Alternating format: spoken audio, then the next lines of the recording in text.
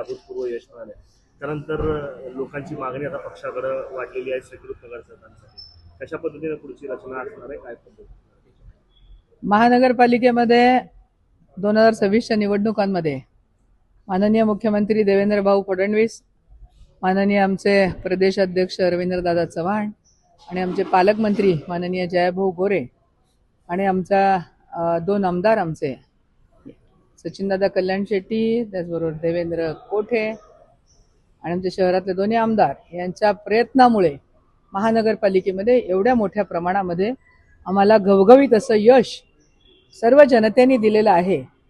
त्याबद्दल सर्वप्रथम मी सोलापूरकर जनतेचे हार्दिक आभार मानते की आम्ही जे त्यांना सांगितलेलं होतं की भारतीय जनता पार्टीला मत म्हणजेच विकासाला मत, विकासाला मत म्हणजेच भारतीय जनता पार्टीला मत, अशी जी स्लोगन आम्ही निवडणुकीमध्ये ठेवलेली होती, तर सोलापूर जिल्ह्याचा शहराचा विकास होताना सर्व नागरिक पाहतायत. त्यांना आश्वासनं न देता आधी काम केलंय आणि मग त्यांच्याकडे मतं मागितलेली आहेत. आणि भविष्यकाळात होणारं IT पार्क असेल, जलवाहिनीच्या टाक्या बांधणं आणि संपूर्ण शहराला दररोज पाणी पुरवठा करणं असेल, त्याचबरोबर आता विमानसेवा आज तुम्हाला माहिती आहे मीडियावाल्यांना की आज परत इंदोरची घोषणा झालेली आहे. येत्या काही काळामध्ये तिरुपती आणि बेंगलोर या दोन्हीचे पण विमानं सुरू होत आहेत. एकंदर शहराचा विकास हा धीम्या गतीनं होता फास्ट होतोय, जलद गतीने होतोय आणि त्यामुळे कोणीही कितीही कोणत्याही पक्षाने टीका केली तरी हा विकास आता थांबणार नाहीये. आणि त्यामुळं हा जो विकास झालेला आहे तो आमच्या जनतेला पण तो मान नाही, त्यामुळेच आम्हाला त्यांनी हे घवघवीत यश असं दिलेलं आहे.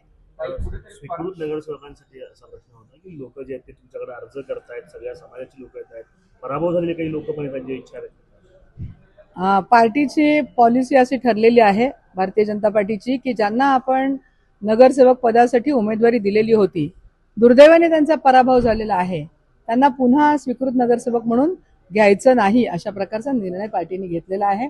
कारण त्यांना एकदा संधी दिलेली आहे. परंतु ज्यांनी पक्षासाठी काम केलेलं आहे, जे वर्षानुवर्ष पक्षासाठी काम करतायत, त्यामध्ये अनेक समाज राहून गेलेले आहेत आमच्याकडनं की ज्यांना प्रत्येकाला प्रतिनिधित्व देणं शक्य झालेलं नाहीये.